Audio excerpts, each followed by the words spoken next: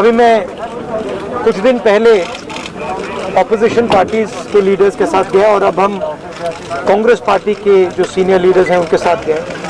राष्ट्रपति से हमने कहा कि ये जो कानून बनाए गए हैं ये किसान विरोधी कानून है और इससे किसानों का ज़बरदस्त नुकसान होने वाला है, मजदूरों का, किसानों का।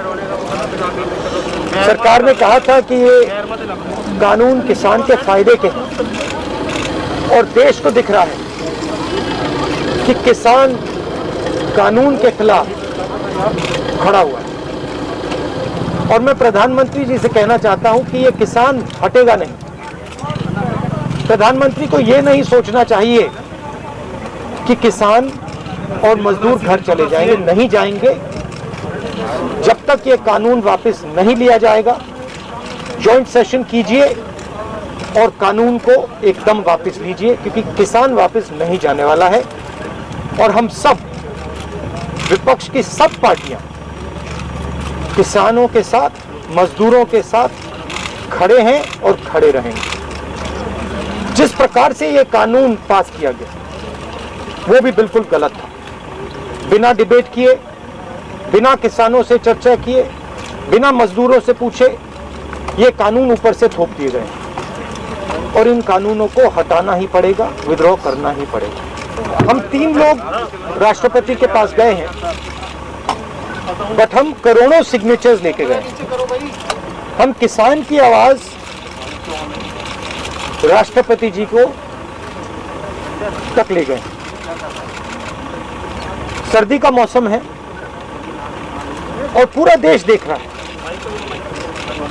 कि किसान दुख में है, दर्द में है और मर भी रहे हैं। प्रधानमंत्री को सुनना ही पड़ेगा। और मैं एडवांस में चीज बोल देता हूं।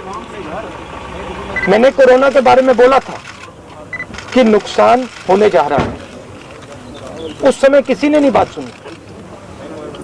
और आज मैं फिर से बोल रहा हूं, किसान के सामने, मजदूर के सामने कोई भी शक्ति नहीं खड़ी हो सकती है।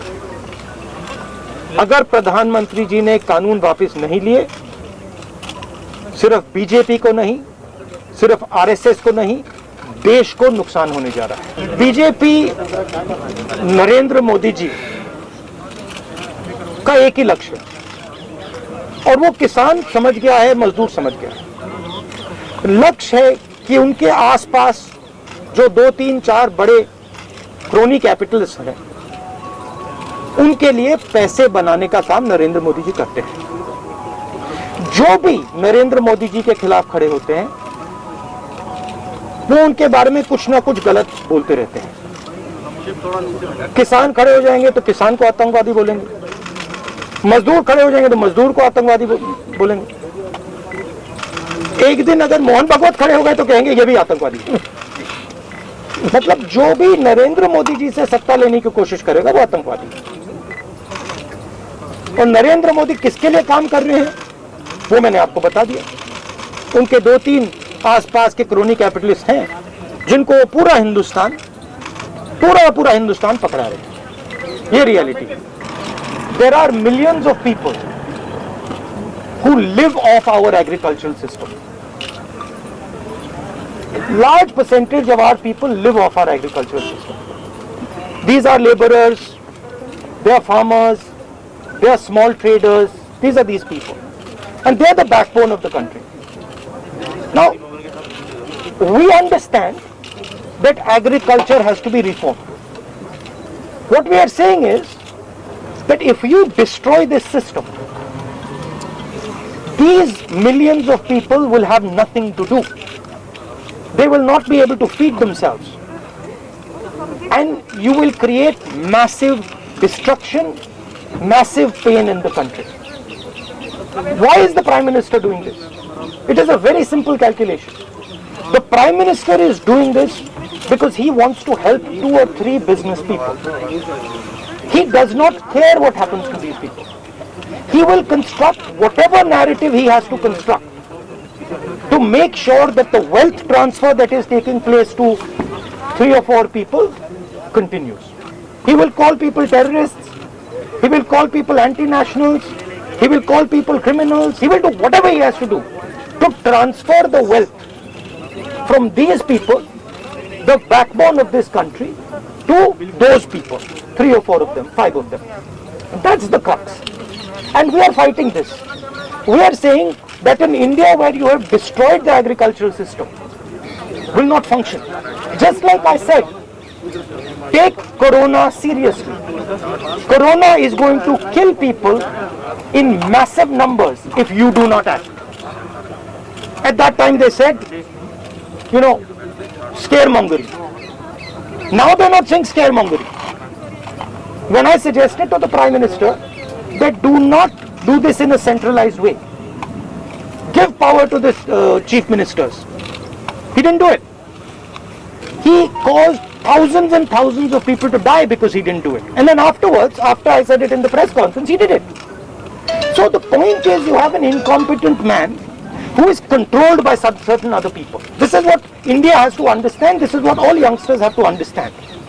You have an incompetent man who doesn't understand anything, running a system on the behalf of 3 or 4 other people who understand everything. And their aim is to take huge amounts of money from the poor people of India and put it in their pockets. And that is what we are fighting.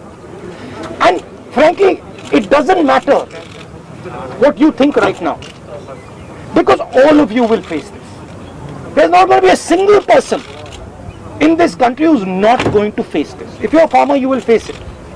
You're a small businessman, you will face it. You're a journalist, you will face it. This is an assault on the idea of India. That is why we're standing here. That is why I've gone to the president. That is why we've signed these forms. We are not allowed to go out.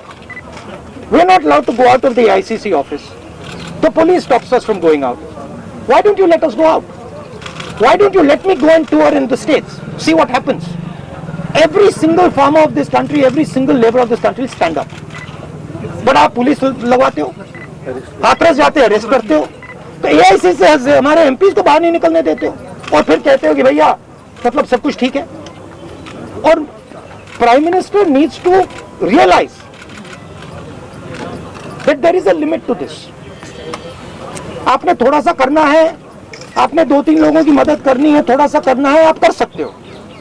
But जिस प्रकार से नरेंद्र मोदी कर रहे हैं, मैं फिर से दोहरा रहा हूं, हिंदुस्तान के किसी भी युवा को रोजगार नहीं मिलेगा. सारे छोटे बिजनेस, सारे मिडिल साइज बिजनेस खत्म हो जाएंगे.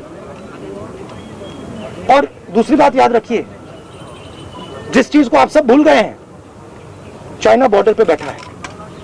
चाइना ने हिंदुस्तान की हजारों किलोमीटर जमीन छीन ली है. प्रधानमंत्री उनके बारे में क्यों नहीं कहते? उसके बारे में चुप क्यों है? तो मेरा कहना है कि पूरा का पूरा कॉम्बिनेशन बन रहा है. एक तरफ आप अपने सिस्टम को तोड़ रहे हो, आप अपने लोगों को लड़ा रहे हो, आप अपने किसान को मार रहे हो, मजदूर को मार रहे हो, और दूसरी तरफ बाहर से फोर्सेस देख रही हैं, कह रहे हैं कि बहुत अच्छा है, नरेंद्र मोदी हिंदुस्तान को कमजोर कर रहा है और हमारे लिए अच्छी अपॉर्चुनिटी बनने जा रही है. मैं देश को बता रहा हूं, मैं वार्निंग दे रहा हूं कि आप देखिए क्या हो रहा है. और मैं आपको भी कह रहा हूं, प्रेस वालों को भी कह रहा हूं, मैं समझता हूं कि आपको सैलरी मिलती है और आपके लिए बहुत मुश्किल है. मैं समझता हूं बात, इसलिए आप नहीं कह पाते हो जो आपको कहना है. मगर आपके देश को, हमारे देश को बहुत जबरदस्त नुकसान होने वाला है. बहुत डेंजरस रास्ते पर यह देश चल रहा है. कांग्रेस के तमाम एमपीज को इंक्लूडिंग प्रियंका जी को भी जो है डिटेन करे, उसका आपको क्या? वो तो तरीका है, इनका तरीका है डिटेन करना, मारना, पीटना, ये इनका तरीका है. बट हम नहीं डेमोक्रेसी में डिटेन करना आपको लगता है सही है?